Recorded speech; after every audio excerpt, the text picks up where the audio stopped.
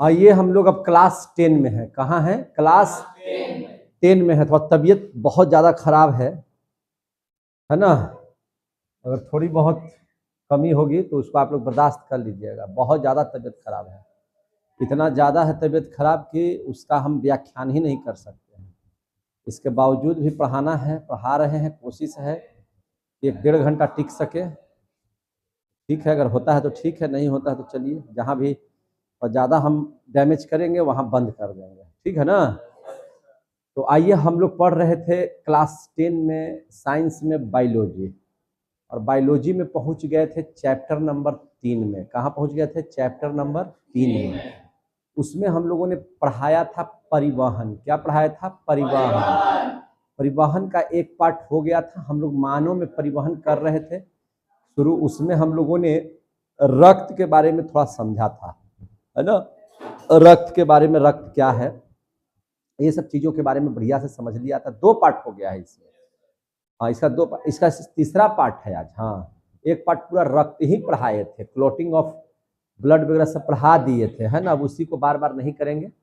आप हमको इतना ही सब देख लीजिए ध्यान से, तो हम समझ जाएंगे कि हाँ, आपको रक्त जो है समझ में आ गया। सबसे पहले रक्त का थक्का बनने में, है कि नहीं, रक्त का आपसे क्वेश्चन हम ठोस रूप में पूछ रहे हैं कि जिसे रक्त का थक्का बनाने के लिए सिखाए थे। रक्त का थक्का कैसे बनता है, अंदर में क्यों नहीं बनता है, ये सब सारे चीजों के बारे में हमने इसके पिछले वाले वीडियो में पढ़ा दिया था। तो रक्त का थक्का बनने में है ना, रक्त का थक्का बनने में मदद कौन कौन करता है, कौन कौन मदद करता है, इसके बारे में थोड़ा सा जानकारी ले लेते हैं। मदद करता है, अगर हम पूछे कि रुधिराणु में मदद कौन करता है, रुधिराणु, बताइए। आप लोग बैठिए मत, आप लोग हमको बताइए कि रक्त का थक्का बनने में, यानी कि रक्त को जमने में, रुधिराणु 3 तरह के बताए थे, आरबीसी, डब्ल्यूबीसी, प्लेटलेट्स। तो रक्त के थक्का को बनने में कौन सा रुधिराणु मदद करता है? बताइए, कौन सा रुधिराणु मदद करता है? तो आप लोगों को क्या समझ में नहीं आता, क्या किसको पढ़ाते? तो आप लोगों को पढ़े किए हैं कि थ्रोम्बोसाइट और वायु जब आपस में मिलते हैं तो थ्रोम्बोप्लास्टिन बनाते थे। पढ़ाए थे नहीं वाला? थ्रोम्बोप्लास्टिन बनाते थे। थ्रोम्बोप्लास्टिन कैल्शियम से जाकर के मिलता है, कैल्शियम, है ना, प्रोथ्रोम्बिन को साथ संपर्क करवाता है, जिसके कारण थ्रोम्बिन बन जाता है। क्या बन जाता है? थ्रोम्बिन। थ्रोम्बिन जो है फाइब्रिनोजेन के साथ फाइब्रिन बनाता है। फाइब्रिन जो जाली जैसी रचना होती है, वो कौन सी रचना? जाली जैसी रचना होती है वो, और उसी में रुधिराणु फंस जाते हैं तो रक्त का थक्का बन जाता है। तो इसमें काम कौन किया? कहीं आरबीसी का नाम लिए हम, कहीं डब्ल्यूबीसी का नाम लिए, थ्रोम्बोसाइट का नाम लिए। तो थ्रोम्बोसाइट मीन्स क्या चीज? यानी कि प्लेटलेट्स का नाम लिए। क्या है आप लोग पढ़ते हैं? कैसे पढ़ते हैं? दिमाग नहीं आप लोग के पास है क्या है? आप लोग मैंने यहाँ से जाने के बाद एकदम देखते ही नहीं है किताब कॉपी, यही पर मारना शुरू कर देंगे तो कहिए कि हमको झूठो मार रहे हैं। यहाँ से जो पढ़ा देते हैं उसके बाद नहीं देखना रहता है। बोलो ना जी। रक्त का थक्का जब पढ़ा रहे थे, आप लोगों को याद होगा, क्लॉटिंग ऑफ ब्लड जब पढ़ाए थे, क्लॉटिंग ऑफ ब्लड जब हम पढ़ाए थे तो क्या पढ़ाए थे? कैसे रक्त का थक्का बनता है। तो यहाँ हम क्या बताए थे कि थ्रोम्बोस 4 चरण में पूरा होता है। नहीं पढ़ाया था कि 4 चरण में पूरा होता है? न लिखना है न जानना है। आ गए वहां से, झोला उठाया, चल दिए यहाँ पे, यहाँ अथी है खुला हुआ, थ्रोम्बोसाइट। क्या बोले थे? तुमने तो पढ़ाना ही बहुत मूर्खता है। पढ़ने का रहे तब ना अंदर से इच्छा। बताया था थ्रोम्बोसाइट। थ्रोम्बोसाइट किसके साथ संपर्क में आता है? वायु के साथ। वायु के साथ जब इस संपर्क में आता है तो क्या, हमने यही ना कहा था कि हिपेरिन जो है जैसे ही वायु के साथ में आएगा, हिपेरिन कहाँ, हिपेरिन कहाँ, याद नहीं है? हिपेरिन किस, कहाँ से निकलता है? प्लाज्मा का प्रोटीन है। किसका प्रोटीन है? प्लाज्मा का। तो थ्रोम्बोसाइट जो है वायु के संपर्क में आएगा तो क्या बना देगा? थ्रोम्बोप्लास्टिन। क्या बना देगा? थ्रोम्बोप्लास्टिन। जैसे ही आपका हाथ कटेगा तो हिपेरिन किसके संपर्क में आ जाता है? वायु के संपर्क में। वायु के संपर्क में आएगा तो वायु माने हिपेरिन को समाप्त कर देगा। तो अब उसमें जो पाया जाता है जितना भी है सारा चीज एक्टिव हो जाता है। कौन एक्टिव होता है? प्लेटलेट्स। प्लेटलेट्स को क्या कहते हैं टेक्निकल भाषा में? थ्रोम्बोसाइट। नहीं पढ़ाए हैं? आ गए यहाँ बिना मतलब के खाली चल दिए वहां से कि चल रहे हैं पढ़ने, कुछ बुझाइए नहीं रहा है। तो थ्रोम्बोसाइट वायु के साथ किया तो क्या बना दिया? थ्रोम्बोप्लास्टिन। और थ्रोम्बोप्लास्टिन फिर हमारे शरीर के किस तत्व के साथ संपर्क करता है? कैल्शियम के साथ। कैल्शियम के साथ संपर्क करता है। कैल्शियम ही सलाह देता है कि आप किसके पास जाइए? प्रोथ्रोम्बिन के पास। किसके पास जाइए? प्रोथ्रोम्बिन के पास। और प्रोथ्रोम्बिन फिर क्या कर देता है? जब प्रोथ्रोम्बिन इसके साथ संपर्क में आता है तो क्या बना लेता है? थ्रोम्बिन। क्या बना लेता है? थ्रोम्बिन। ये सब नहीं पढ़ाए हैं? नहीं पढ़ बताए हैं? अभी थ्रोम्बिन क्या करता है? थ्रोम्बिन जो है, थ्रोम्बिन फाइब्रिनोजेन के साथ, किसके साथ? फाइब्रिनोजेन के साथ। फाइब्रिनोजेन के साथ क्या बना लेता है? थ्रोम्बिन जो है फाइब्रिनोजेन के साथ संपर्क में जाएगा तो क्या बना लेगा? फाइब्रिन। फाइब्रिन जो जाली जैसी रचना होती है, फाइब्रिन। और फाइब्रिन क्या करेगा? किससे मिलेगा? तो फाइब्रिन मिल जाएगा किससे? रुधिराणु से। रुधिराणु जब इसमें आएगा तो इस जाल में क्या हो जाएगा? रुधिराणु फंस जाएगा। क्या हो जाएगा? इसमें फंस जाएगा।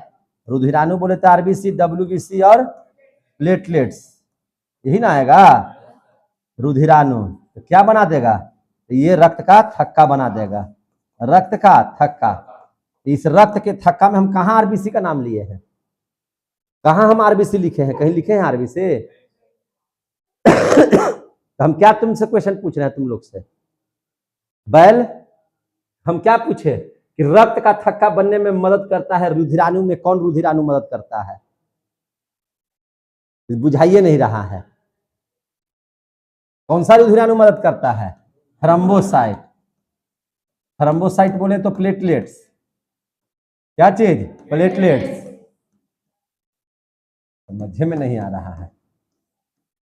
रक्त का थक्का बनने में कौन सा रुधिराणु मदद करता है? प्लेटलेट्स।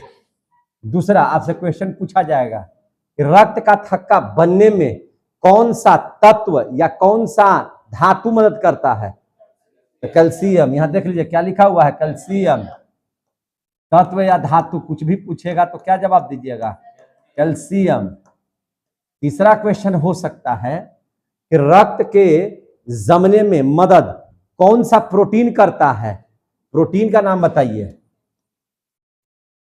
अब भुला गए। कौन सा प्रोटीन मदद कर रहा है? कहां हिपेरिन लिखे हैं? कहीं कहां हम हिपेरिन लिखे हैं? हिपेरिन तो रक्त का थक्का जमने नहीं देता है।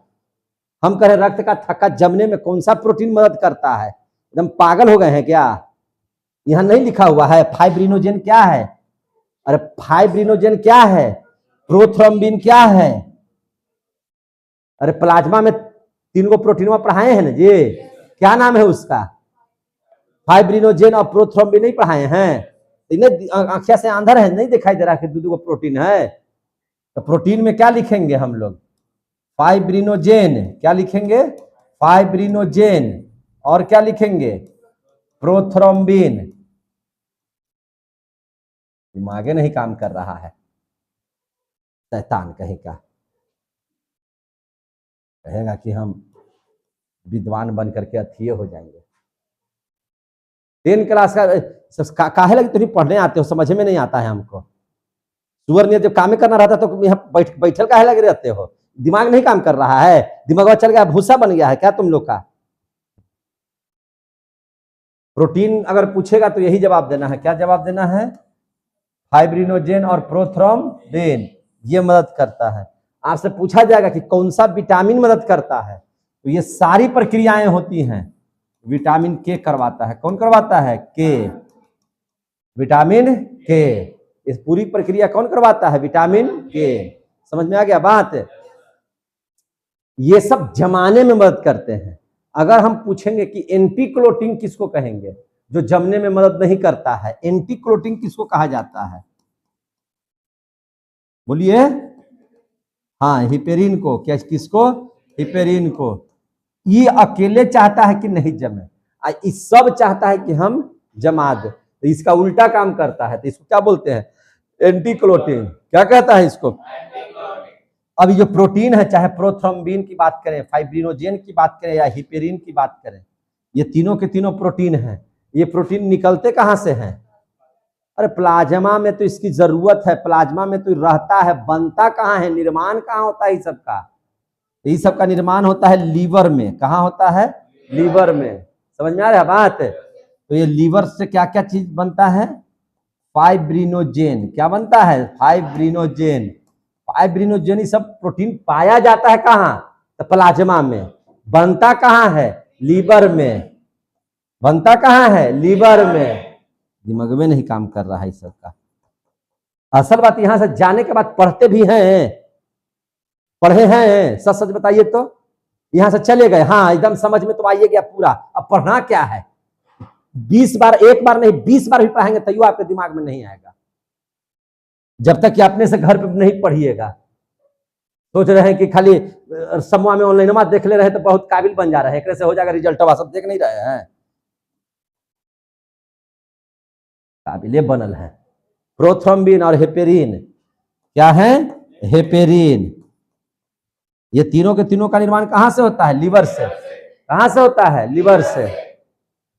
बुझाइए नहीं रहा है इन लोग को। चलिए आगे। अब हम लोग पढ़ेंगे, आपको बताए थे कि सबसे ज्यादा जरूरी होता है रक्त, हृदय, धमनी, शिरा, केशिकाएं। अब हम लोग पढ़ेंगे रक्त परिसंचरण तंत्र। आखिर रक्त जिस जगह पे बहता है उसको क्या बोलेंगे? रक्त परिसंचरण तंत्र। रक्त को अंग्रेजी में क्या बोलते हैं? ब्लड। परिसंचरण को क्या कहते हैं बताइए? सर्कुलेशन। तो ब्लड सर्कुलेशन के बारे में पढ़ेंगे। किसके बारे में पढ़ेंगे? ब्लड सर्कुलेशन, यानी कि रक्त परिसंचरण। आपको 4 ही चीज मानव में पढ़ना ही है परिवहन में।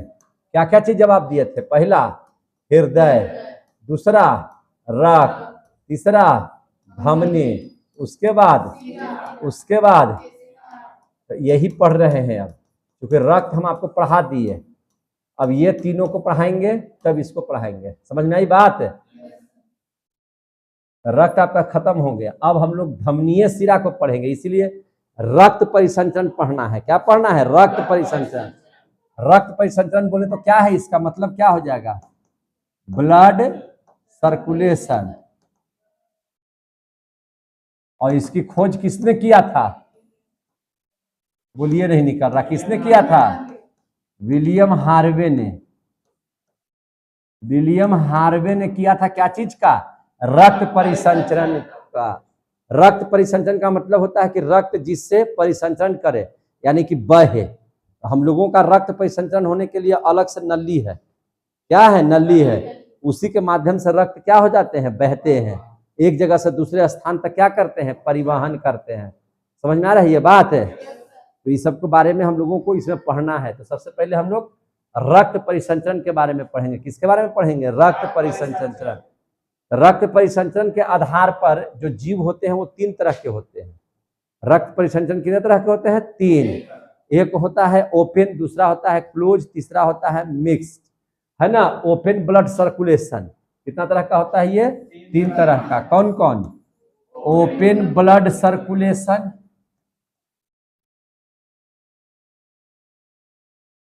एक होता है क्लोज ब्लड सर्कुलेशन, एक होता है मिक्स्ड ब्लड सर्कुलेशन।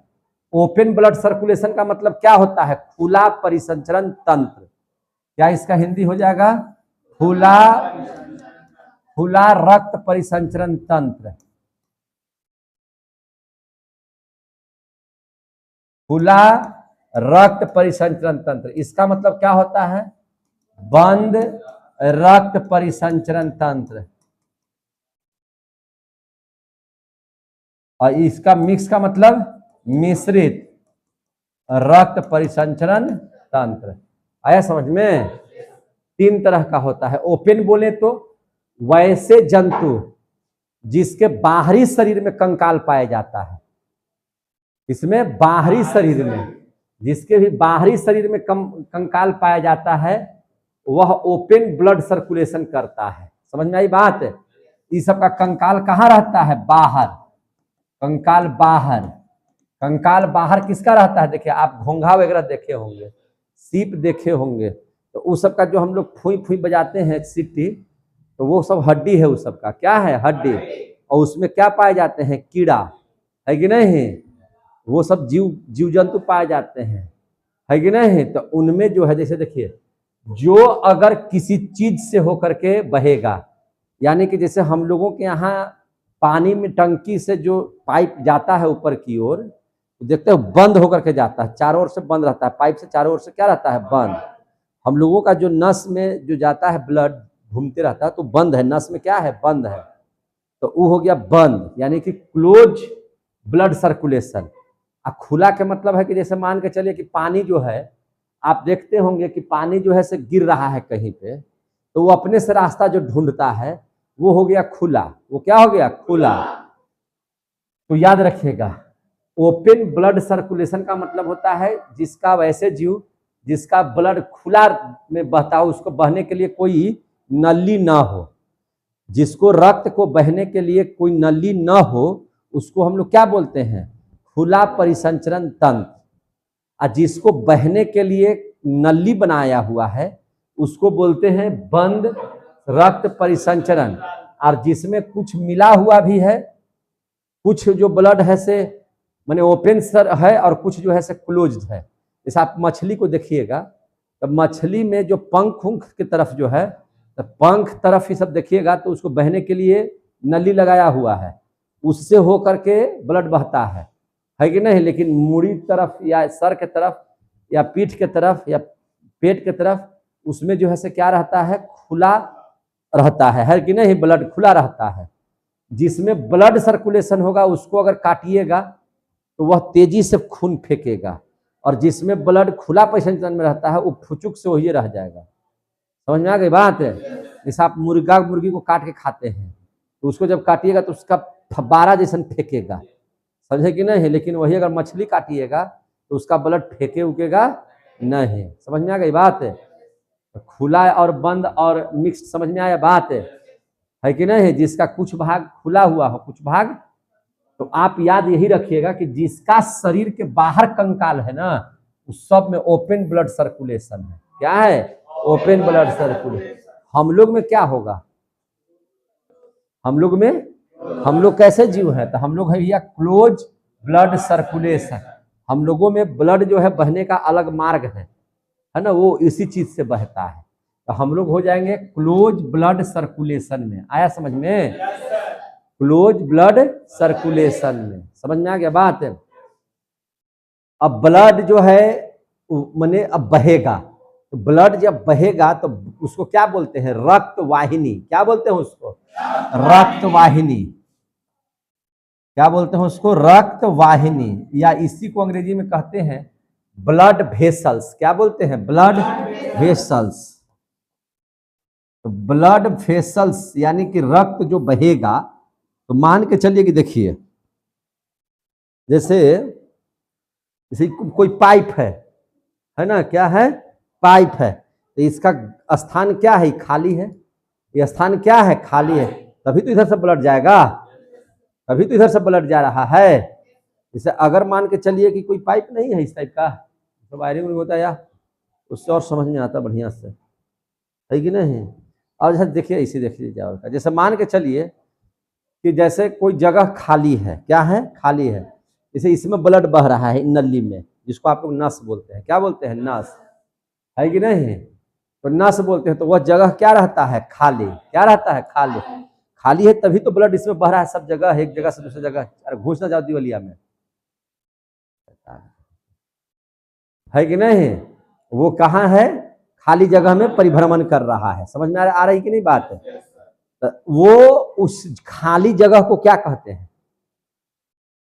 अगर न इस नस में जैसे ब्लड नहीं बह रहा है, खाली है, तो इस खाली जगह को क्या कहते हैं? बताइए तो, जोर से बोलिए। इस खाली जगह को कहते हैं ल्यूमेन। क्या कहते हैं? ल्यूमेन। समझ में आई बात?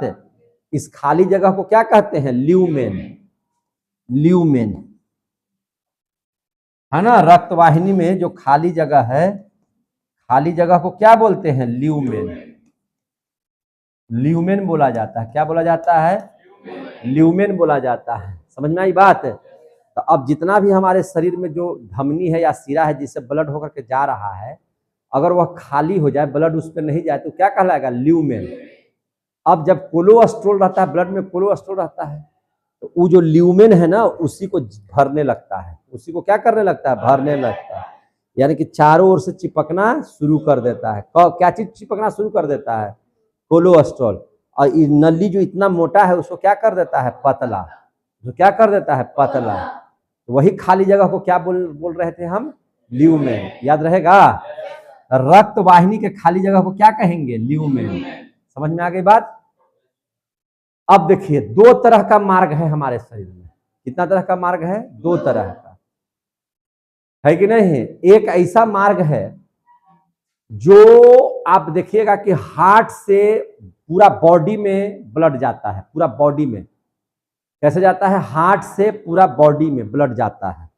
तो हार्ट से जो हमारे यहाँ नली निकली हुई है पूरा बॉडी में पहुंचने के लिए, समझ में आ रही है ना? ब्लड को पहुंचने के लिए जो नली बनी हुई है, जो कहाँ से निकल रही है? हार्ट से।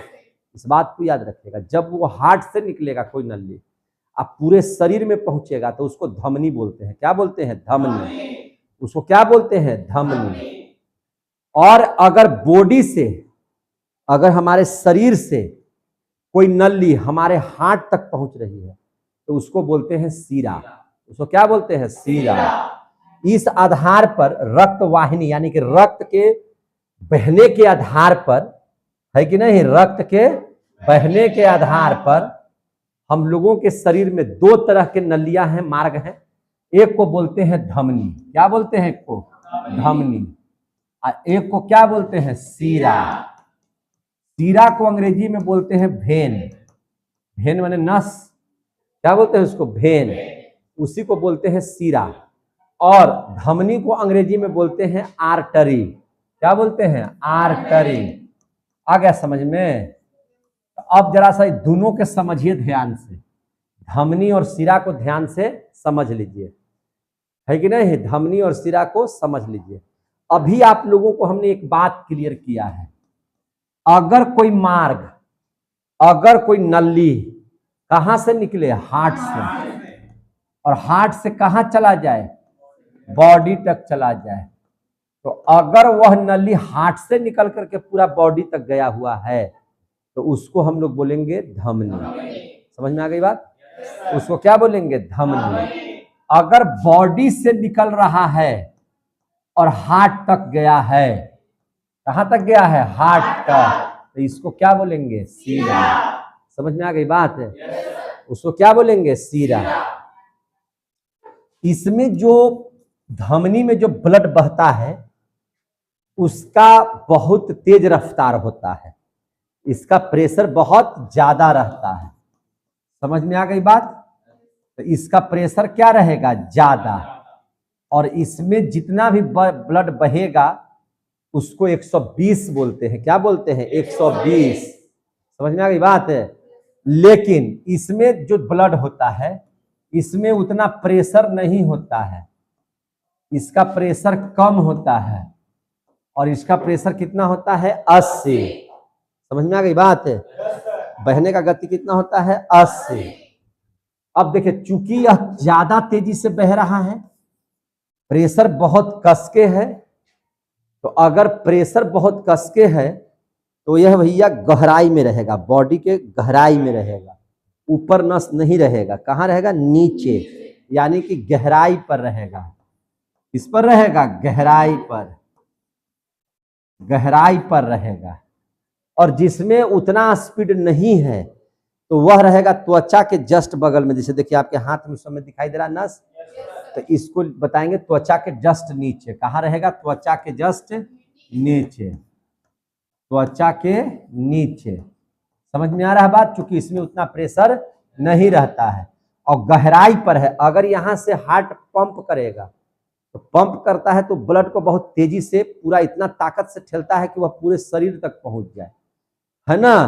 तो उसमें इतना ताकत है कि शरीर तक पहुंचा देता है, पूरा एकदम शरीर के कोशिका तक जब वो पहुंचा देता है ब्लड को, तो उसमें किसी भी प्रकार का कोई अलग से वाल्व लगाने की जरूरत नहीं पड़ता है। तो इसलिए इसको लिखते हैं कि इसमें नो वाल्व होता है। नो वाल्व का मतलब हो गया कि कोई वाल्व की जरूरत नहीं है। वाल्व क्या करता है, देखिए जैसे मान के चलिए कि आपका ये नली है, तो ब्लड मान के चलिए कि ऊपर जाना है, तो ऊपर जब जाएगा ब्लड, ऊपर गया और कहीं जो प्रेशर कम लगा तो फिर ब्लड कहाँ आ जाएगा, नीचे। तो भैया ये ब्लड नीचे नहीं आए तो इसके लिए क्या लगाया जाता है, तो इसके लिए एक वाल्व लगाया जाता है इस तरह से, समझे कि नहीं। तो इस वाल्व की जरूरत इसमें नहीं है। काहे नहीं है, क्योंकि इसका इतना ना स्पीड है कि पूरा ठेल करके ऊपर पहुंचा देगा, समझे कि नहीं।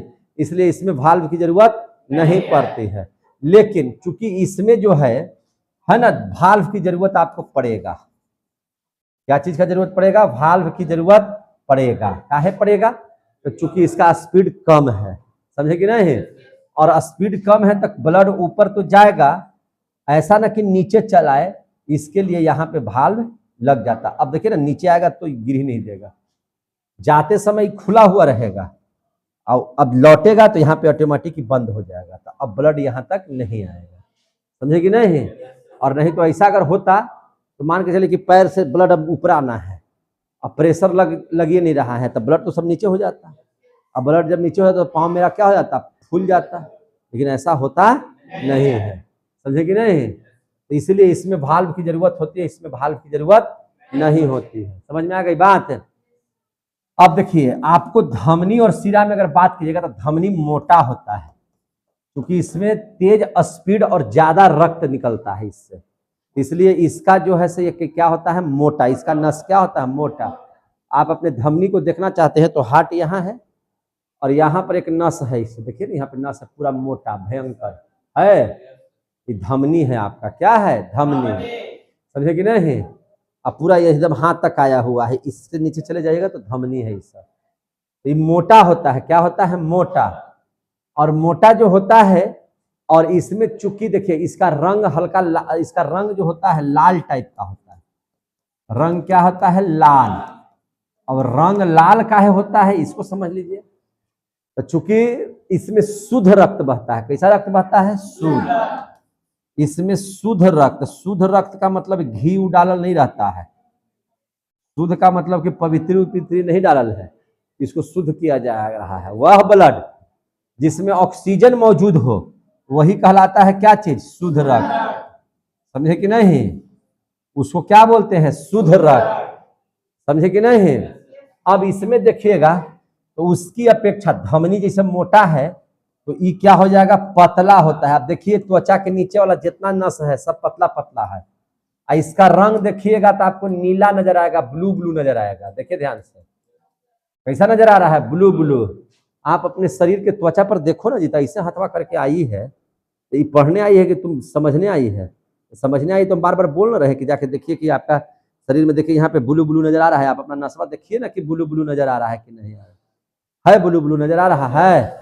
तो वो क्या है, ब्लू नजर आ रहा है, इसका मतलब वो क्या है, अरे भैया वह सीरा है।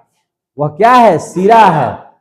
और उसमें अशुद्ध रक्त है। कौन सा रक्त है, अशुद्ध रक्त। अशुद्ध रक्त का मतलब ये मत समझिए कि उसमें मैला उला मिलल है या कदई मट्टी घोरल है, समझे। अशुद्ध रक्त का मतलब क्या, कि उस रक्त में कार्बन डाइऑक्साइड है। क्या है, कार्बन डाइऑक्साइड है। वह कहाँ आएगा, अशुद्ध रक्त कहाँ आएगा, हार्ट में।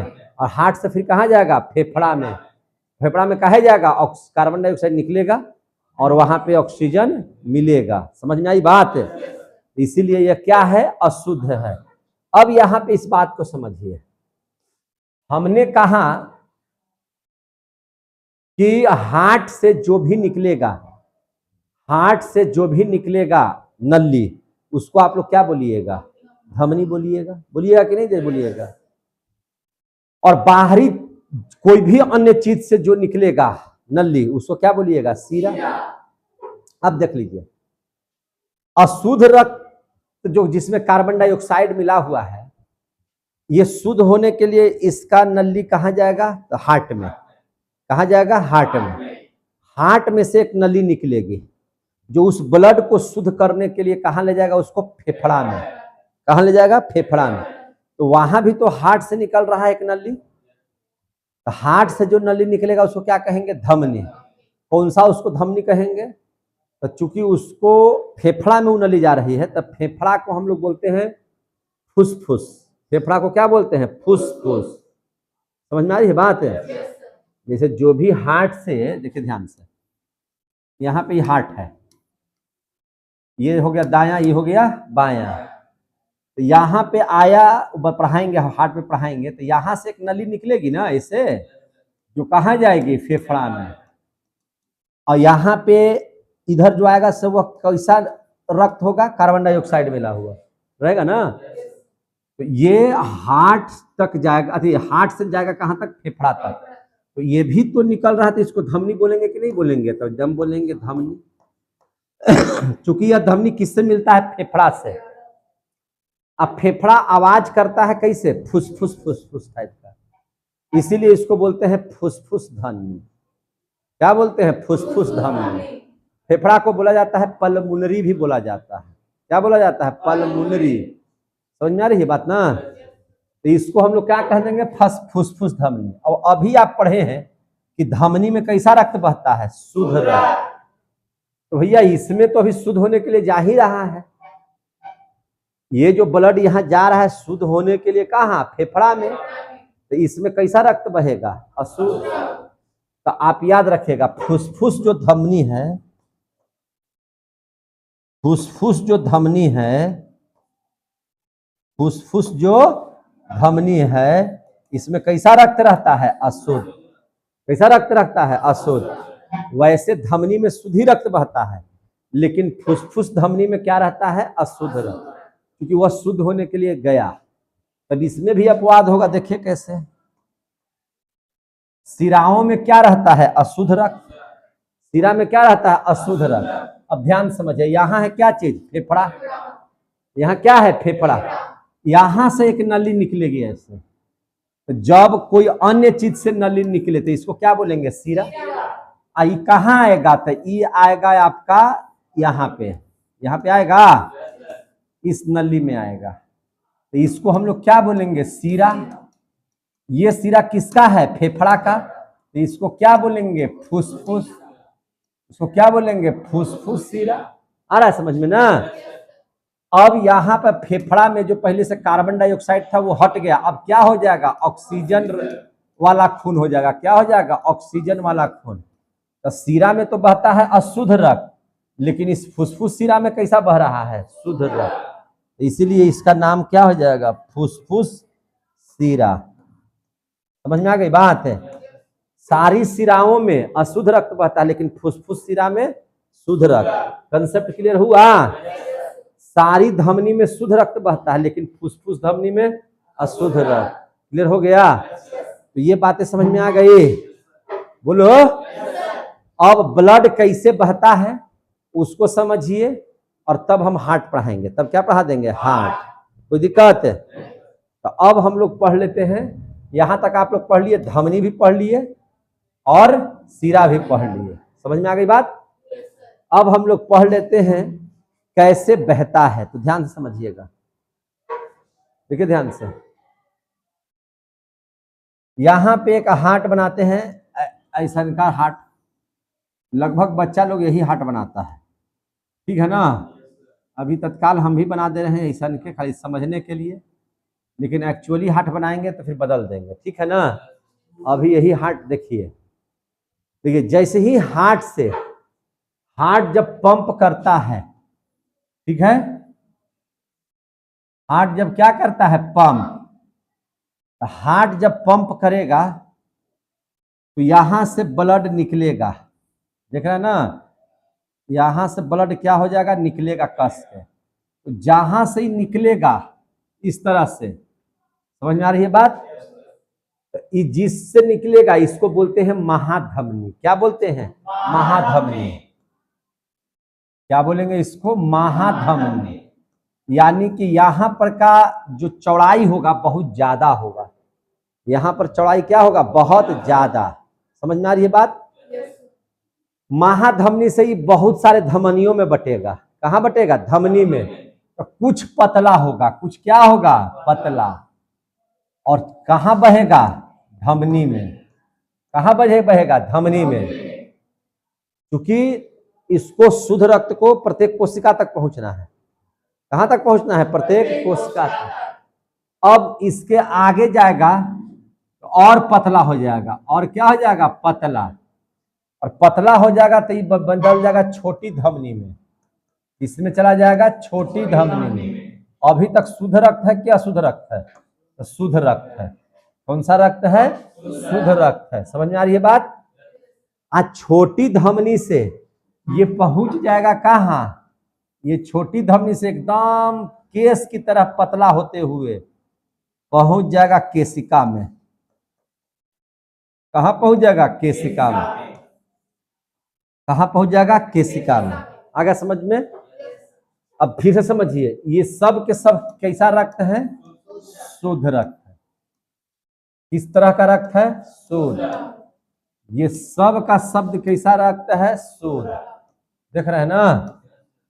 यानी कि केशिका में पहुंचने का मतलब है कि कोशिका में पहुंच गया। प्रत्येक कोशिका में ब्लड हमारा शुद्ध वाला क्या हो गया? पहुंच गया। अब प्रत्येक कोशिका में अगर शुद्ध ब्लड पहुंच गया तो कोशिका में मौजूद क्या रहता है? ग्लूकोज। क्या रहता है? ग्लूकोज। ग्लूकोज।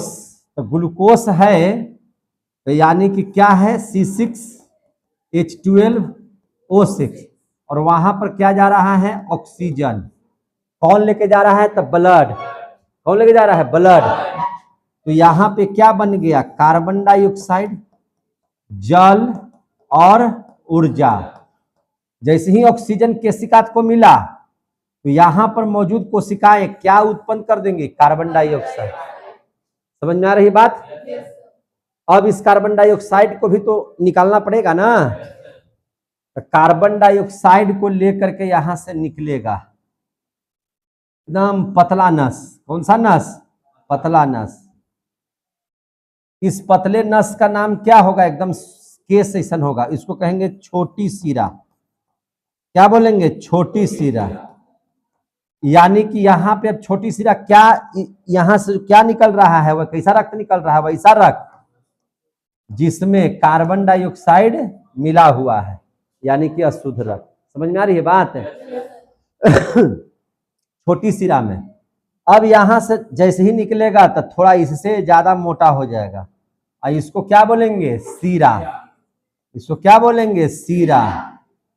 सीरा में आ गया। और सीरा से फिर ब्लड कहां जाएगा? महासीरा में। कहां जाएगा? महासीरा में।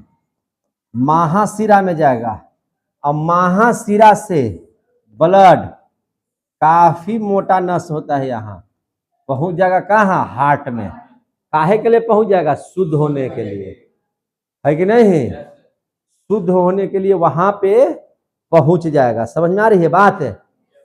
सुनाई दे रहा है जो बोल रहे हैं सो? तो अभी आप देखें कि हार्ट से ब्लड कैसे निकलता है और फिर केशिका से ब्लड कैसे हार्ट में पहुंचता है। समझ में आ रही है बात? फिर से समझिए। अब महाधमनी को अंग्रेजी में क्या बोलते हैं? तो एरोटा।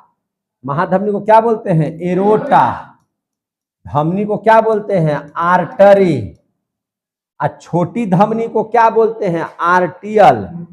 क्या बोलते हैं? आर्टियोल। आर्टियोल। आर्टियोल। और केशिका को अंग्रेजी में क्या बोलते हैं? कैपिलरी। क्या बोलते हैं? कैपिलरी। यहां तक आते आते एकदम पतला हो जाता है। क्या हो जाता है? पतला। और प्रत्येक बॉडी में आपका जितना भी बॉडी है उन सभी बॉडी तक क्या पहुंच गया? ब्लड।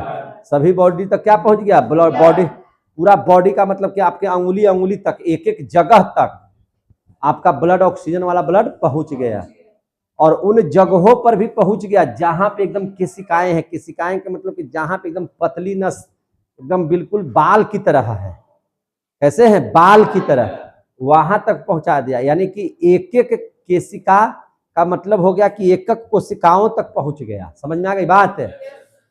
और जैसे ही केशिका यानी कि कोशिका तक पहुंचेगा तो कोशिका में तो मौजूद है ये चीज, और जैसे ही ऑक्सीजन होगा तो यहाँ पे क्या बन जाएगा, कार्बन डाइऑक्साइड।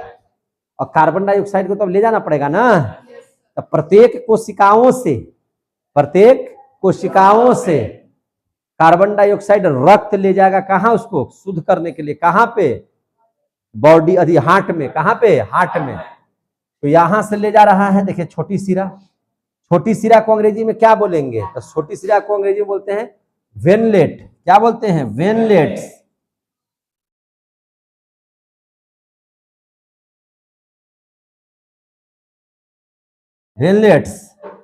वेनलेट से आएगा कहां पे, वेन में। आई इसको महाशिरा को क्या बोलते हैं, वेना कावा। क्या बोलते हैं, वेना कावा। समझ में आ गई बात है। और वेना कावा फिर कहां दे देता है इसको, हार्ट के दाहिने भाग में, दायां अलिंद में। समझ में आ गई बात है। यहां तक की समझ में आई बात कि नहीं आई बात, तो यही इसका मार्ग है। अब ये चीज को आप लोग दिमाग में बना लीजिए, कैसे कैसे है तो फिर से समझ लीजिए।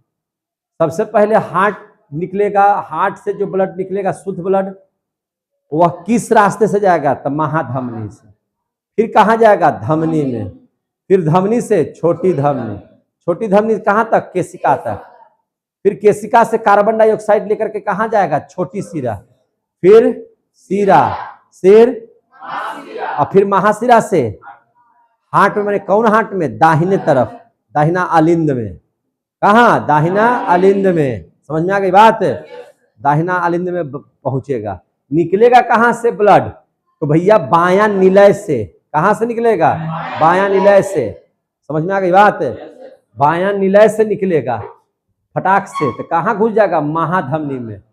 यानी कि अंग्रेजी में बोलिएगा तो एरोटा, आर्टरी है ना, आर्टियोल है ना, आर्टी है ना, आर्टियोल, और उसके बाद कैपिलरी।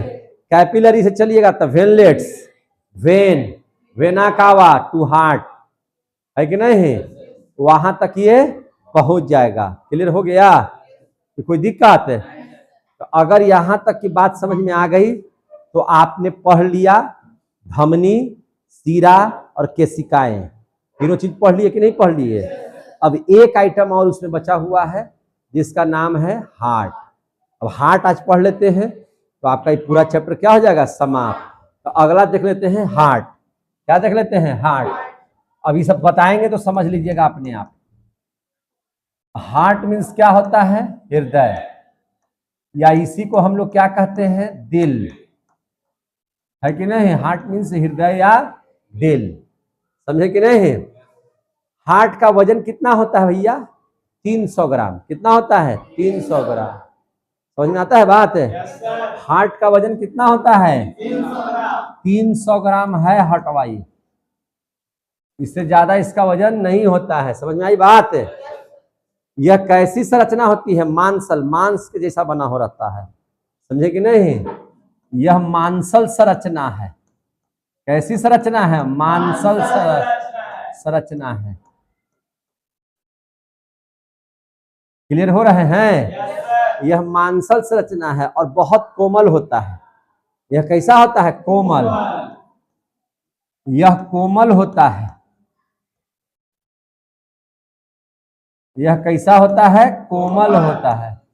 लेकिन लोग बोलता है कि कितना दिल के कठोर है, लेकिन दिल कठोर नहीं होता है। दिल बहुत मुलायम होता है, फेफड़ा ये सब बहुत मुलायम चीज है ना। हार्ट बहुत मुलायम है कि नहीं।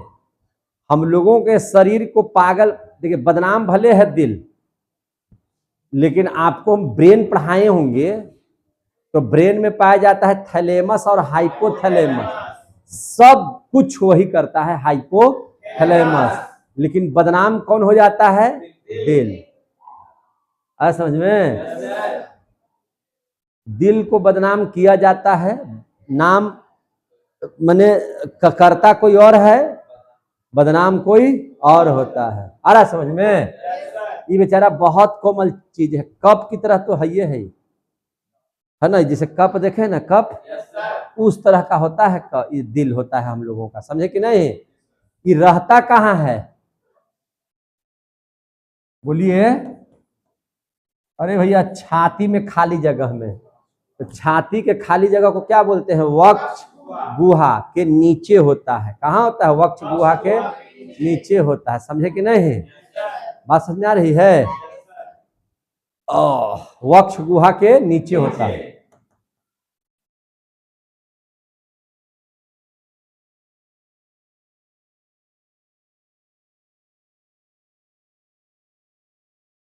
वक्ष गुहा के नीचे होता है। अब इसमें एक चीज समझ लीजिए, वक्ष गुहा के नीचे होता है, कहां पर होता है सो समझ लीजिए। देखिए ध्यान से,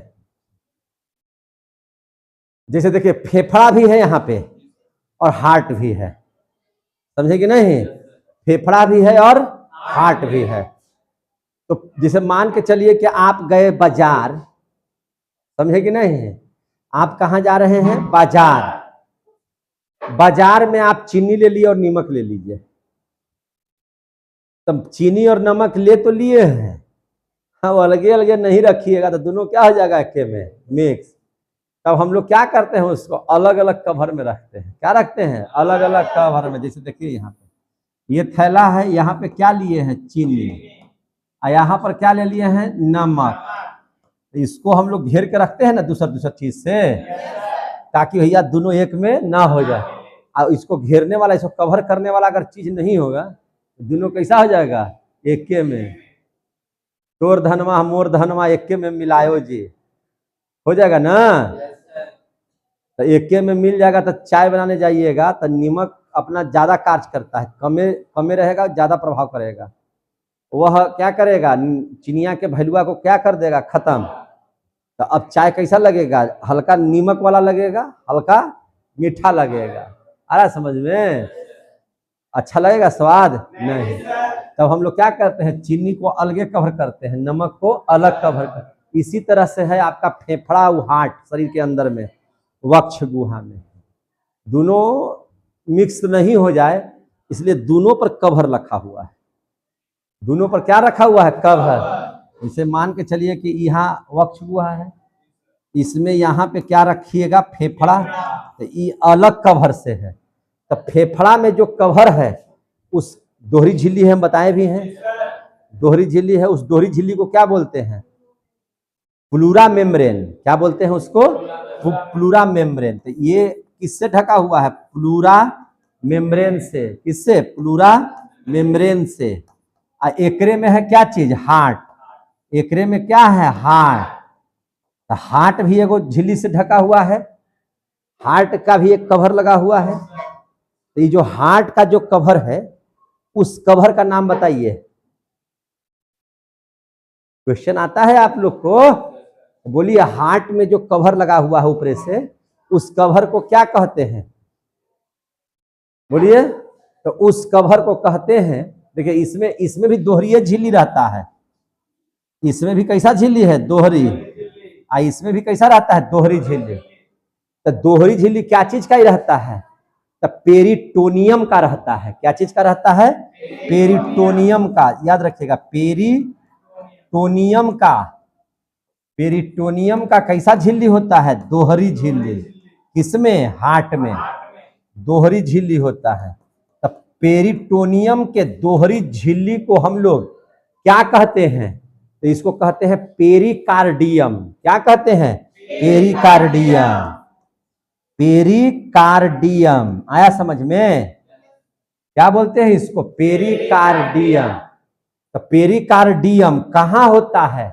तो इसमें भी वक्ष गुहा में भी एक खाली जगह है। उस खाली जगह को हम लोग कहते हैं पेरिकार्डियल गुहा। क्या बोलते हैं? पेरिकार्डियल गुहा। तो वक्ष गुहा के नीचे होता है, कहाँ पे? पेरिकार्डियल गुहा में। पेरिकार्डियल गुहा में। गुहा मने गुफा, गुहा मने गुफा। तो इसी पेरिकार्डियल गुहा में क्या होता है? आपका हार्ट। क्या होता है? हार्ट। इसमें द्रव भरा रहता है। खाली जो जगह यह होता है ना, द्रव इसलिए भरा रहता है ताकि इधर उधर नहीं जाके, मतलब नहीं, चोट उट कम लगे, नुकसान कम पहुंचे। क्योंकि इसका काम है पंपिंग कराना, है ना। इसको एकदम नुकसान नहीं होना चाहिए, छिलाना कटना फटना ये सब नहीं चाहिए, है कि नहीं। तो इसको हम लोग कौन सा द्रव कहते हैं? इसमें जो द्रव भरा रहता है, इसमें द्रव भरा रहता है, द्रव भरा रहता है। उस द्रव का नाम बताइए। तो उस द्रव का नाम है पेरिकार्डियल द्रव्य। क्या नाम है? पेरिकार्डियल द्रव्य। अब बार बार हम कार्डियल कार्डियल क्यों लिखते हैं? तो हार्ट के अध्ययन को कार्डियोलॉजी कहते हैं, याद रखिएगा। पेरिकार्डियल द्रव्य कहते हैं। देखिए ध्यान से, एक एक चीज जान लीजिए। इस कोचिंग से पढ़ा हुआ डॉक्टर है एक ठो, एमबीबीएस किया हुआ है कि नहीं? एक नहीं, दो दो डॉक्टर हैं यहां से, और जो कार्डियोलॉजिस्ट हैं, समझे कि नहीं? अपने कोचिंग से पढ़ा हुआ 2 एमबीबीएस डॉक्टर हैं। अभी भी वो है, अभी तो आईजीआईएमएस में पटना पदस्थापित है, और पारस उरस को भी देखता है, मैंने जाता उता है, समझे कि नहीं? और वो हार्ट का ही डॉक्टर है कि नहीं? नाम आप लोग को बताए भी होंगे या नहीं जानते, तो फिर इसमें अभी कहना उचित नहीं है कि नहीं? तो वो लड़का जो है हम लोगों का, वो कार्डियोलॉजिस्ट है। और एक और है जो रांची में पदस्थापित है। कहाँ? रांची में। वो लड़का, वो भी है कार्डियोलॉजिस्ट। क्या है? कार्डियोलॉजिस्ट है कि नहीं? कार्डियोलॉजिस्ट बोले तो है ना, हार्ट का डॉक्टर, समझे कि नहीं? आप इस बात को समझिए कि हार्ट के पढ़ाई को बायोलॉजिकल भाषा में इसको कार्डियक कहते हैं। कार्डियक तो पेट का पहला भाग को कहते हैं, है ना? इसके अध्ययन को, अगर हार्ट की पढ़ाई पढ़ रहे हैं तो इसके अध्ययन को कार्डियोलॉजी बोलते हैं। हार्ट के अध्ययन को क्या कहते हैं? कार्डियोलॉजी। तो इसके डॉक्टर को क्या कहेंगे? कार्डियोलॉजिस्ट। आ रहा है समझ में? तो आप लोग अगर हार्ट के डॉक्टर बन जाइएगा तो उसको क्या कहेंगे? कार्डियोलॉजिस्ट बोलेंगे। समझ में आ गई बात है? एक एक बातों को समझते हुए रहिए, ठीक है ना? और समझते हुए चलिए। जैसे ऐसे तो हम लोगों के यहाँ से नीट करके कम से कम 5, 6, 7 बच्चे ऐसे होंगे जिसके बारे में हम जान रहे हैं, है ना? आज के डेट में एमबीबीएस है। उसके गांव का भी एक लड़की है कि नहीं? अंकित के गांव का भी है एक लड़की है ना? वो भी बहुत अच्छी पढ़ाई पढ़ के उसी से 1-2 साल पहले, 1-2 साल बाद एक लड़का था जो कार्डियोलॉजिस्ट अपने यहाँ से बना था। जब हार्ट का बीमारी हुआ था हेड सर को, तो वही उपाय सारा चीज बताया था, है कि नहीं? और आता तो कभी कभी चेक कर लेता है। तो ऐसे जाबाज सिपाही जो हम लोगों के देख रेख में, है ना, अपने अस्तित्व को बरकरार रखे हैं, इस कोचिंग का नाम ऊंचा किए हैं, ऐसे तमाम विद्यार्थियों को दिल से बधाई है कि आप सभी लोगों ने जिस तरह से नाम बनाया है आगे भी बनाते रहिए। कोई दिक्कत है? नहीं सर। तो चलिए अब हम लोग आगे देख लेते। होता चिल्लाता है काहे जी? देखिए ध्यान से, यहीं पे पढ़ा रहे थे। तो इसको क्या कहेंगे? सब में देखिएगा कार्डियक, कार्डियल, यही सब लगा हुआ रहेगा। तो मैंने हार्ट मतलब हार्ट। तो इसको भी लिख दें क्या? उसको लिखने की जरूरत है? कार्डियोलॉजी, कार्डियोलॉजिस्ट, इसे तो इसी समझ में आ जाएगा। यहां तक समझ में आ गया? तो देखिए एकदम एकदम देहाती जैसा समझ, देहाती है नहीं एक्चुअली, हम आपको इतना तोड़ के समझा दे रहे हैं कि मानो लग रहा है कि आज ही आप हार्ट के डॉक्टर हो जाइएगा, ठीक है ना? तो इसको देखे ना, चीनी नमक से इसको हम कर लीजिए। तो उसी प्रकार से आपको फेफड़ा हार्ट है तो इसके कवर है, इसका जो दोहरी झिल्ली है उसको प्लूरा मेम्ब्रेन, इसमें है तो उसको कहेंगे हम लोग क्या चीज? पेरिकार्डियम। क्या कहेंगे इसको? पेरिकार्डियम। समझ में आ गया कि नहीं? इस हार्ट की रक्षा के लिए, इसका रक्षा करने के लिए, क्या करने के लिए? रक्षा प्रदान करने के लिए। तो रक्षा प्रदान करने के लिए क्या है? अस्थि है। क्या है? अस्थि। हड्डियां, इसको हड्डिया के नीचे है। सोच लीजिए कितना नाजुक चीज है। ये देखिए, ये देखिए मेरा बायां साइड है, ये साइड में घड़ियां पहने ना, बायां हाथ में पहने हैं घड़ी, ये बायां साइड, इधर हार्ट है, समझे कि नहीं? तो हार्ट में जो है जो इसको सुरक्षा प्रदान कर रहा है, कौन सुरक्षा प्रदान करेगा? 12 गो पसली ई पट्टी, अब 12 गो पसली ई पट्टी, यानी कि 24 हड्डी इसको मिल करके काम कर रहा है। 24 नहीं, ये दोनों पसलिया के जोड़ने वाला एक और हड्डी है जिसका नाम क्या है? अस्टेरनम। क्या नाम है? अस्टेरनम। तो कुल मिला जुला करके 12 जोड़ी पसली और एक वो स्टेरनम इसकी सुरक्षा करता है। समझ में आ गई बात है? तो इसको सुरक्षा कौन करता है? 12 जोड़ी पसलियां, है ना, पसली किसके साथ? स्टेरनम से जुड़ करके, स्टेरनम से जुड़कर इतना हड्डी हमारा रक्षा करता है हार्ट को, है कि नहीं? तो ये सब समझ में आ गया। ये भी इंपॉर्टेंट है। प्लूरा मेम्ब्रेन, इसको बढ़िया से लिख दें क्या? Pleura membrane. इसी प्रकार से दिमाग में भी झिल्ली है, दिमाग को बढ़िया रखने के लिए। उसको क्या कहते हैं? मेनिंजाइटिस। क्या कहते हैं उसको? मेनिंजाइटिस, है ना। किडनी भी पढ़ाएंगे कि उसमें भी एक झिल्ली होता है, उसको सुरक्षा करने के लिए। सब में झिल्ली होता है जो उसको सुरक्षा प्रदान करता है। यहां तक क्लियर हो गया? अब हम आपको हार्ट बनाने के लिए सिखा देते हैं, कैसे हार्ट बनाया जाता है, कैसे हार्ट काम करता है। आप लोग भी मेरे साथ बोलते रहिएगा तो समझ जाइएगा। और चलिए अब हम लोग हार्टे देख लेते हैं एक बार, है कि नहीं? एक चीज और समझ लीजिए, इसमें थोड़ा सा एक चीज और बता देते हैं आप लोगों को। क्या बता दें? देखिए ध्यान से, अभी हम लोगों ने पढ़ा था, अभी तबीयत खराब है जी, है कि नहीं? अभी हम लोगों ने पढ़ा था मछली। देखिए चैम्बर पढ़े थे हम लोग, चैम्बर के हार्ट में कितने चैम्बर होते हैं? हम लोगों के हार्ट में 4। उसी को वेस में भी बोले थे कि नहीं? और क्या बोले थे उसको? कोष्टक भी बोले थे। हमने कहा कि मछली में कितना होता है? 2। मछली में 2 ऐसे रहता है, एक ऊपर एक नीचे, एक अलिंद और एक नीलय, समझे कि नहीं? 2 चैम्बर होते हैं, 2 कोष्टक होते हैं। उसी प्रकार से हम बताए थे उभयचर जो जल पर भी बढ़िया से जी ले और पानी में भी बढ़िया से जी ले। उसमें कितना बताए थे? 3। कितना बताए थे? 3। 2 अलिंद एक नीलय, 2 अलिंद एक नीलय। उसके बाद हम आपको पढ़ाए थे उभयचर में भी और सरीसृप में भी। सरीसृप रेंग करके चलने वाला। और एक चीज बताया था कि मगरमच्छ और घड़ियाल में रेंग करके चलने वाले हैं, लेकिन उसमें चैम्बर कितने होते हैं? 4। बताए थे कि नहीं बताए थे? इसके बाद स्तनधारी जीव, जिसको हम लोग मेमेलिया कहते हैं, और एविज, इसमें कितना चैम्बर होता है? 4। हार्ट का कितना चैम्बर होता है? 4। समझ में आ रही बात ना? कितना चैम्बर होता है? 4। कोई दिक्कत है? अब एक चीज को ध्यान में रखिएगा आप लोग बहुत बढ़िया से। यहाँ पे हम हार्ट पढ़ा रहे हैं और इस बोर्ड के बाद हम आपको ले चलेंगे, हार्ट सिखा देंगे, तो आपको बोलने के लिए होगा। तो जो हार्ट आप देख रहे हैं, हार्ट में 4 चैम्बर होता है, 2 ऊपर और 2 नीचे। ऊपर को बोलते हैं अपर, ऊपर को क्या बोलते हैं? अपर। और नीचे को क्या बोलते हैं? लोअर। अपर और लोअर। टी शर्ट क्या है? अपर। पैंट क्या है? लोअर। आ गया समझ में? तो अपर में अ से अपर, अ से अलिंद। ऊपर में जो रहता है उसको अलिंद बोलते हैं। ऊपर वाले को क्या बोलते हैं? अलिंद। ऊपर वाले को क्या बोलते हैं? अलिंद। तो अपर वाले को क्या बोलेंगे? अलिंद।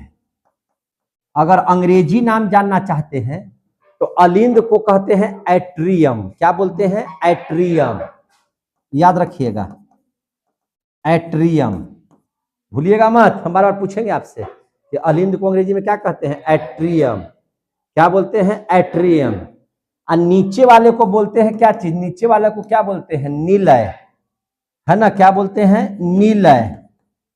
नीलय को अंग्रेजी में क्या बोलते हैं? तो नीलय को अंग्रेजी में बोला जाता है वेंट्रिकल। क्या बोला जाता है? वेंट्रिकल। याद रहेगा नाम? वेंट्रिकल। नहीं होगा तो लिख लीजिएगा रफ में।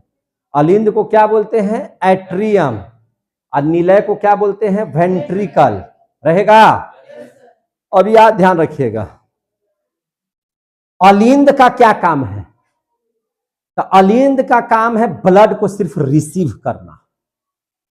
अलिंद का काम है ब्लड को रिसीव करना, बस। चाहे दाहिना अलिंद की बात करें या बायां अलिंद की बात करें। जैसे बायां अलिंद तो फेफड़ा से ब्लड को रिसीव करता है, दायां अलिंद तो बॉडी से शरीर को रिसीव करता है। तो एक तरह से रिसीवर है। ये क्या है? रिसीवर।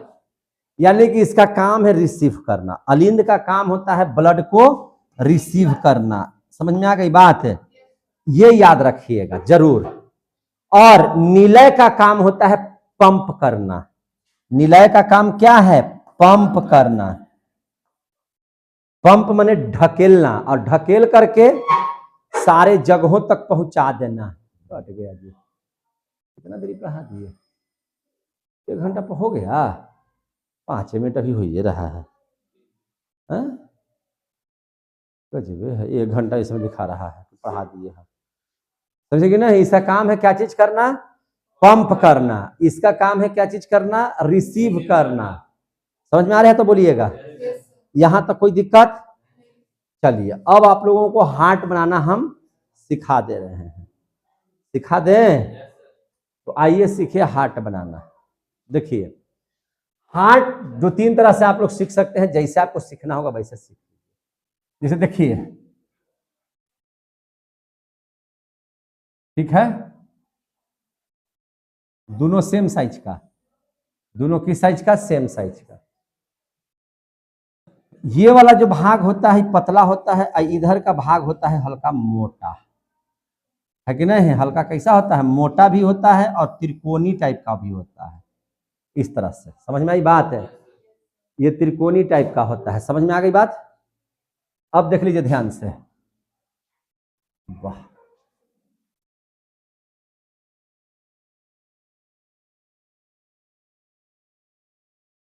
देखिए ध्यान से।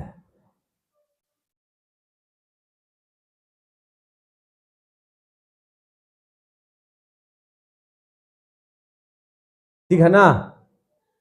इस तरह से होता है। इधर वाला भाग थोड़ा मोटा होगा, इधर का भाग क्या होगा? थोड़ा पतला होगा। क्लियर हो गए ना? यहां से सीरा जुड़ना रहता है ताकि ब्लड आए। यहां से ऐसे ऐसे रहेगा जुड़ा हुआ।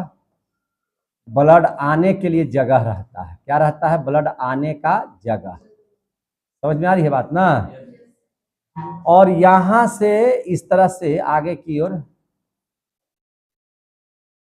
यही मैंने नस्वा को हम बता रहे हैं, ऐसे लिखे हाथ तरीके।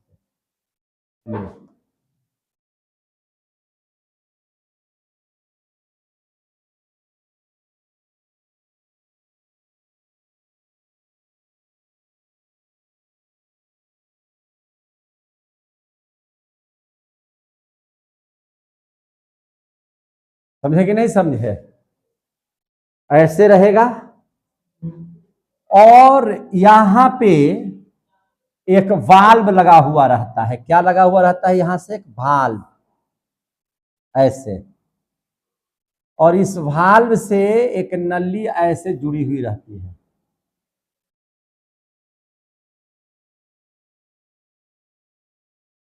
जो कहां जाती है? महाधमनी रहता है ये ब्लड पंपिंग के लिए। देखिए ध्यान से देखिएगा, क्या रहता है? महाधमनी।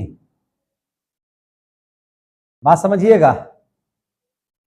अब यहां पे जो भाल्व लगा हुआ है, जैसे ही मान के चलिए कि फेफड़ा से ब्लड आता है इस सिरा के माध्यम से इधर, तो सबसे पहले ब्लड आपको यहां आएगा। इसको बना दीजिए आप राइट, इधर कर दीजिए, इधर क्या बना दीजिए? लेफ्ट। देखिए ना, हम इधर खड़ा हो जाए इससे, इस साइड में लेफ्ट है, इस साइड में क्या है? राइट। समझ में आ गई बात ना? तो ई वाला हो गया कैसा?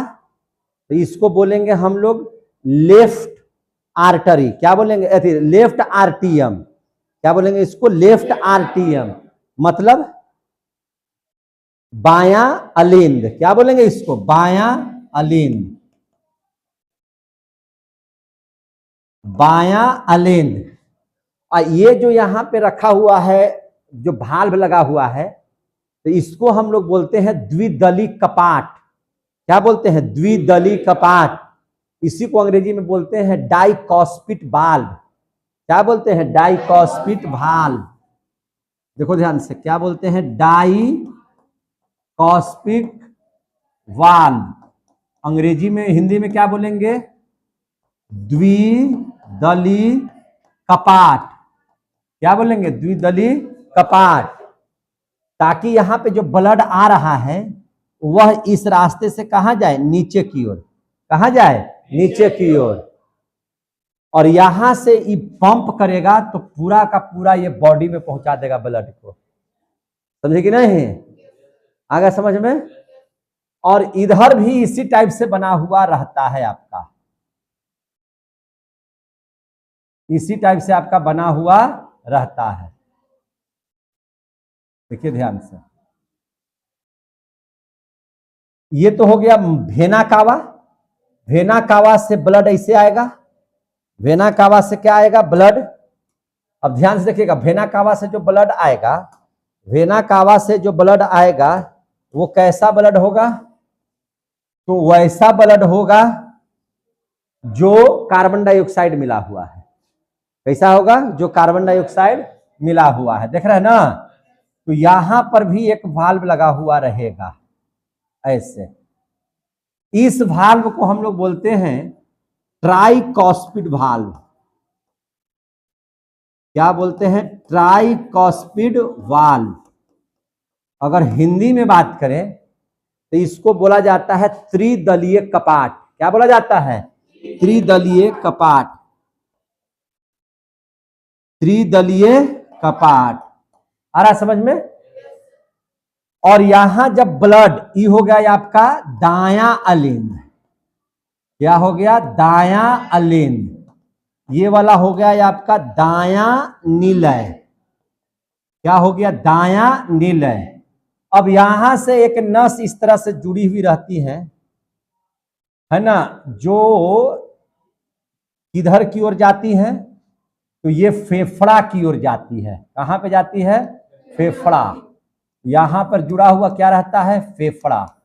और इसी से ब्लड जो है से फेफड़ा की ओर जाता है शुद्ध होने के लिए। क्या होने के लिए, शुद्ध होने के लिए। किस चीज से जाता है, तो दायां निलय से। कैसे जाता है, दायां निलय से। समझ में आई बात है, दायां निलय से।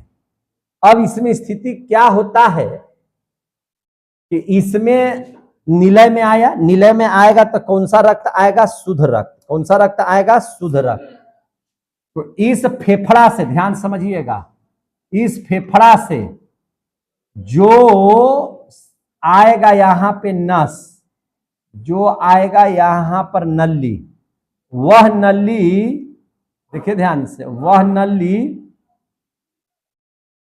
जुड़ा हुआ है इससे। किससे, इस छिद्र से जुड़ा हुआ है। इस छिद्र से क्या है, जुड़ा हुआ। समझ में आ रहा है बात। तो इसको हम लोग, ये जो आया इसको क्या बोलेंगे, फुसफुस सीरा। इसको क्या बोलेंगे, फुसफुस सीरा बोलेंगे। क्या बोलेंगे इसको, फुसफुस सीरा। आ रहा समझ में ना। आई फुसफुस सीरा से कैसा ब्लड आएगा, तो शुद्ध ब्लड आएगा। कैसा ब्लड आएगा, शुद्ध ब्लड आ रहा है। देख रहे हैं ना, शुद्ध है यानी कि ऑक्सीजन वाला ब्लड है, यानी कि यहाँ पे ब्लड आ गया। ये ब्लड धीरे धीरे कहाँ जाएगा, तो दायां निलय में, अरे बायां निलय में जाएगा। कहाँ जाएगा, बायां निलय में। बायां निलय में सब ब्लड आ गया, आ गया। और यहां से ये हार्ट पंप करेगा। तो पंप करेगा तो ब्लड ऐसे निकलेगा, महाधमनी से होते हुए पूरे बॉडी में जाएगा। देख रहे हैं कि नहीं देख रहे हैं। तो इस महाधमनी में जाएगा। और ताकि ब्लड पुनः रिटर्न ना हो, इसके लिए यहां पे क्या लगा हुआ रहेगा, वाल्व। क्या लगा हुआ रहेगा, वाल्व। अब इसको याद कैसे करेंगे, इस वाल्व को, तो महाधमनी में ये वाल्व लगा हुआ है। तो महाधमनी को अंग्रेजी में क्या कहते हैं, एरोटा। महाधमनी को अंग्रेजी में क्या कहते हैं, एरोटा। उसी में वाल्व लगा हुआ है, तो इसको कहेंगे एरोटिक वाल्व। इसको क्या बोलेंगे, एरोटिक वाल्व। समझ में आ रहा तो बोलिएगा। इसको क्या कहेंगे, एरोटिक वाल्व। एरोटिक वाल्व बोलेंगे। आया समझ में। यहां जो वाल्व लगा हुआ है उसको क्या बोलेंगे, डाइकॉस्पिड वाल्व, या उसी को द्विदलीय कपाट। समझ में आ रहा तो बोलिएगा, कोई दिक्कत। अब यहां से जैसे ही महाधमनी से जाएगा तो धमनी, छोटी धमनी, केशिका, केशिका से छोटी सीरा, सीरा, फिर महाशिरा से होते हुए ब्लड देखिए इसे आ रहा है ब्लू कलर का होकर के।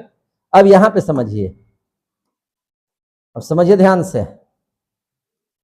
अब यहां से महाशिरा से आया तो कहां घुस गया? दाहिना अलिंद में। और दाहिना अलिंद में ब्लड नीचे आएगा, यहां पे आएगा, सब के सब ब्लड इसमें आ जाएगा। आएगा कि नहीं आएगा? दाया अलिंद से कहां आएगा? दाया निलय में आएगा। और दाया निलय से पंपिंग करेगा तो ये ब्लड ऊपर जाएगा कि नहीं जाएगा? कहां जाएगा शुद्ध होने के लिए? फेफड़ा में। तो यहां पर भी एक वाल्व लगा हुआ रहता है, यहां पर भी एक वाल्व लगा हुआ है। अभी हम आपको बताए हैं कि यह जो धमनी है, हार्ट से जो निकला उसको क्या बोलना है? धमनी। हार्ट से जो निकला तो इसको बोले ना महाधमनी, तो इसको भी बोलेंगे धमनी। लेकिन यह हार्ट से किधर जुड़ रहा है? फेफड़ा। तो फेफड़ा को भी हम लोग क्या बोलते हैं? पल्मोनरी। क्या बोलते हैं? पल्मोनरी। इस पल्मोनरिया में एगो भाल्व लगल है, तो इसको कौन भाल्व बोलेंगे? Pulmonary valve. इसको क्या बोलेंगे? पल्मोनरी भाल्व, पल्मोनरी वाल्व बोलेंगे कि नहीं बोलेंगे? इसको क्या बोलेंगे? Pulmonary valve. क्लियर हो गया? अब पल्मोनरी भाल्व से होते हुए ब्लड कहां चला जाएगा? फेफड़ा में। ये भल्ववा क्यों लगा? ताकि खुरमा पंप करे तो फिर नीचे ना लौटे, नीचे ना लौटे, गिरे नहीं। क्लियर हो रहे हैं? तो इसको कहेंगे पल्मोनरी भाल्व। तो आपको भाल्व का नाम याद हो गया। अब हम पूछ रहे हैं, जवाब दीजिएगा। शुद्ध ब्लड फेफड़ा से आएगा, कहां से आएगा? किस सिरा से आएगा? जोर से बोलिए। कहां जाएगा? फुसफुस सिरा से कहां जाएगा? बायां अलिंद में। ठीक है, बायां अलिंद में जाएगा। किस वाल्व को पार करके जाएगा? डाइकॉस्पिड वाल्व को पार करेगा और कहां चला जाएगा? बायां निलय में। बायां निलय के बाद क्या होगा? पंप करेगा। हार्ट क्या करेगा? पंप। तो कहां जाएगा वो? महाधमनी में ब्लड जाएगा। किस भाल्व को पार करके? एरोटिक भाल्व को पार करके। महाधमनी से ब्लड शरीर के किस हिस्सा में जाएगा? धमनी में। धमनी से, छोटी धमनी से केशिका में जाएगा। केशिका में क्या होगा? केशिका में क्या होगा? वहां ऑक्सीजन वाला ब्लड को छोड़ेगा और वहां से क्या उठा लेगा?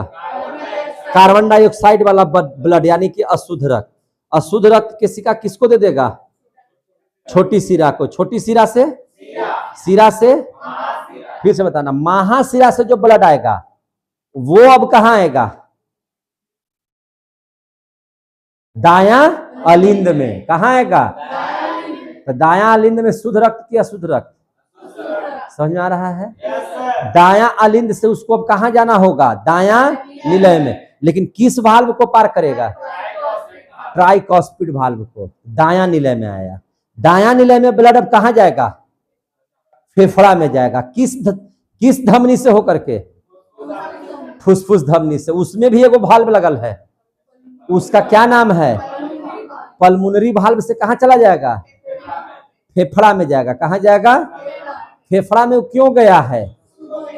यानी कि कार्बन डाइऑक्साइड को वहां छोड़ेगा और वहां ऑक्सीजन लोड होगा। इसीलिए ना यह क्रिया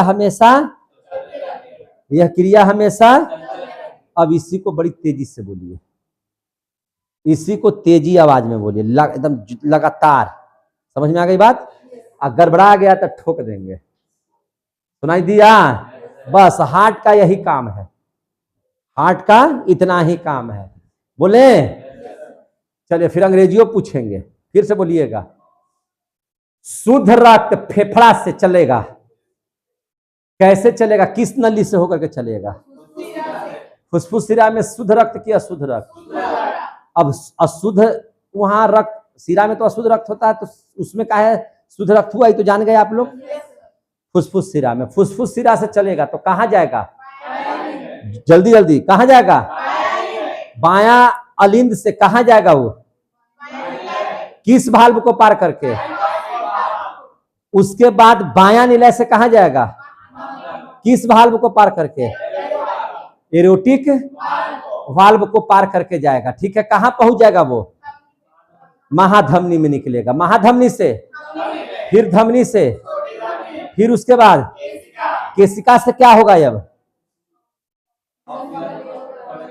कार्बन डाइऑक्साइड वाला रक्त लेके आएगा। कहां लेके आएगा? उसके बाद महाशिरा में। महाशिरा कहां ब्लड को ले जाएगा? दाहिने आलिंद में। कहां जाएगा?